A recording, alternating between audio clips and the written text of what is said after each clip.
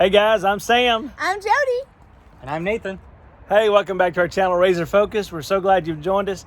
Many of you have asked and sent messages, and we're so thankful for that, saying, hey guys, are you okay? We haven't seen any videos. Well, just like you, we have real jobs. I'm a pastor, Jody's a teacher. And so finding time, as well as nice weather now, has been a challenge, just like you. But here we are, making a new one today, and Nathan's part of it. We're going to be comparing a Razor Trail with a Razor Trail S, both 900s. But we're going to take a look at Nathan's machine. He has a 900S Sport, and let's take a look. Hey guys, I'm Nathan. I have the Razor Trail S. It's a 60-inch width versus the 50-inch width that you're kind of used to seeing, like my parents have. But yeah, so today we're just going to kind of do like a little walk around of it. I know you've probably seen it in like a few of the videos that have been on there. It also looked different at the time, but I'm just going to kind of use this time to show you guys what it looks like, and then in some future stuff we'll go through more in-depth as like what some actual differences are. But yeah, so we'll just kind of start from the front, move our way to the rear end. So on the front, got the same exact bumper as you've seen on my parents' machine, and then on that I have a high lift UTV jack. Luckily I haven't had to use it or anything, but it does work good. Yeah, so on the front end here I've got a high lift UTV jack mounted up with just a high lift tube mounts. Luckily I haven't had to use it or anything, but this is also good just because in the meantime I don't really have a winch. So for doing some self-recovery, it's just nice to have one of these, as well as obviously for a standard jack. Next, moving back a little bit, you've got the Light Force pods. These aren't your standard like night lights per se. These are going to be infrared lights, so it puts off an infrared light. So that's not something that's going to be visible with your naked eye.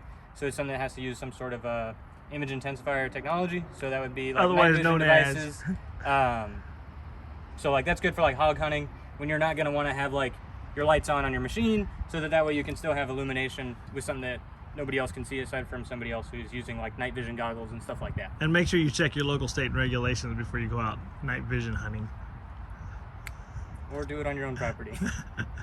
The next one is going to be the windshield. So this one is the it's the Super ATV one. Notice I didn't cut mine right here, so I think you have the Super ATV on yours, right? I have the Super ATV half windshield. Okay. Or yes, we cut it. Yeah, so right here you'll notice that it's kind of like raised. I can get a little bit of a finger under there.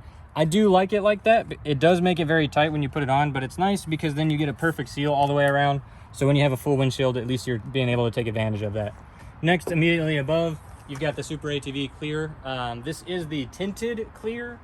They do have one that's like an entirely clear one, but this is also by Super ATV as well. And that is very cool.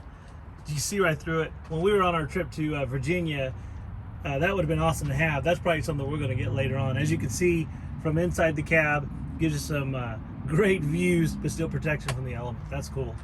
Yeah, I know, like you're saying, we have done trail rides in the past where we were going down like a very steep grade. So then being able to actually look up through the roof while still having a roof was really, really convenient. Real quick, before we get any further back, we'll go ahead and just move into the cab itself. So again, standard doors. I will say something just to be aware of is like these ones do sit out a little wider.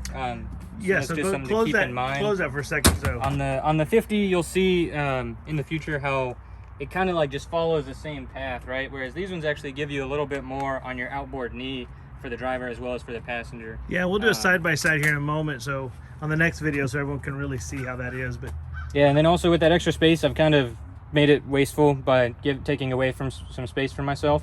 But I just use that like with water bottle pouch and then some glow sticks. Again, like I've said, one of these, this one is like an orange glow sticks package, and this one is again an infrared package. So again, for like doing like hunting and stuff like that, if you're out with your buddies, you can use that to mark and be like, hey, like this is the trail we're on. It'll be marked with whatever it may so be. So that's just something to be aware of. Then you've got the chairs, they slide, pretty standard stuff. I will say one thing is I do not have the like infotainment center or all of that kind of stuff that you've seen. Command. This is just the Razor S, no premium, no ultimate, none of that. All right. So this is the sport version. And then on the gauge cluster here, you'll see that I've put like some Velcro and stuff. Reason being for that, let me see if it'll turn on. So you'll see right here. So notice it has like all that light. Obviously, that light is going to put out some light that you're not going to want to be able to have that you're not going to want to have showing on the, like when you're using night vision goggles, because it amplifies light, right? So then it'll wash them out and then it gets like something really bright in front of you. So I actually just made this right here. So if there are any fellow like hog hunters, stuff like that, that do stuff with their machines, instead of like pulling a wire, you can literally just take some Velcro. As you notice, I put it in areas where it's not going to actually mess up my screen. And then also if it peels off, it's not like super adhesive to where it's going to mess it up permanently.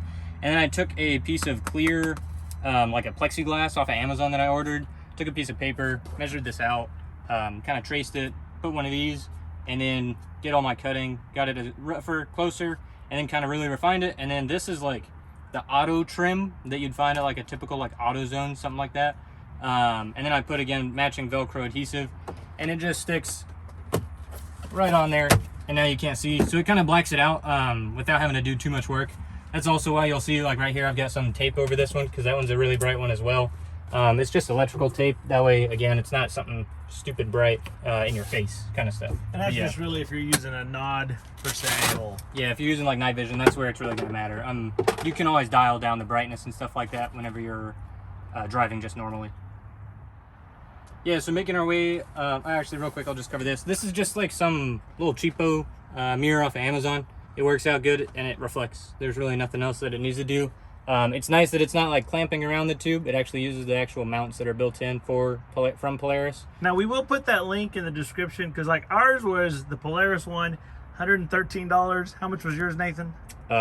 Probably like a fourth of that, if not less. And I'm going to tell you, looking at it, there's no need to buy the expensive one. Just saying, it's a great quality mirror, convex, just like the Polaris one's wide angle view.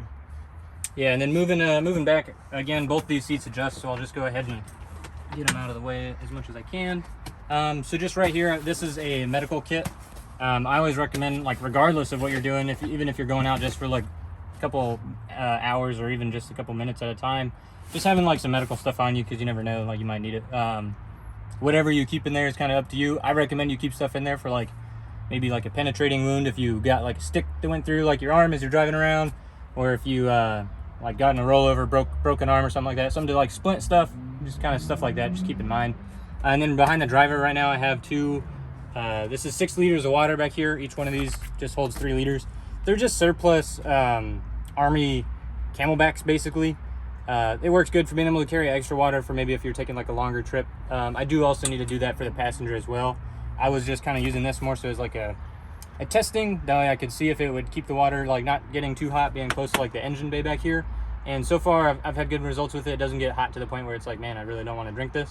And if anything, it's just good to be able to fill up your water bottles and then using that kind of as a reserve. All right, yeah, so now we'll just go ahead and move over to the back end of this. First thing, I've added the basically like the rear full bumper, I guess. It did come with the roll cage already, but adding this full bumper on the rear end just gives it that more side protection as well. I do have this. It's just a standard toe strap, just kind of pre-staged. If you look at our video on Outback, you already had to use that. Yeah, it's something I've used in the past. So just having it kind of pre-staged, if you did get stuck, it just makes like that recovery a lot quicker, especially when you're working with somebody else as well. Up along this right here, I've used like some 550 cord, parachute cord, whatever you really want to call it, just to make some loops. That way this has somewhere to attach. And this is just just a cheap little bungee off of Amazon. I know that this isn't necessarily going to keep everything super secure and in where it needs to be, but when I have like just maybe like a bag sometimes that it'll get set on top of this box right here, it's just something extra peace of mind, regardless it's getting strapped down, but that just kind of helps keep everything in, I guess, if you have something that's maybe like a little puffy, tarp, whatever, stuff like that. And again, I've got these 2 ammo cans, one on either side. Each one, so like in this one I'll have like some recovery stuff.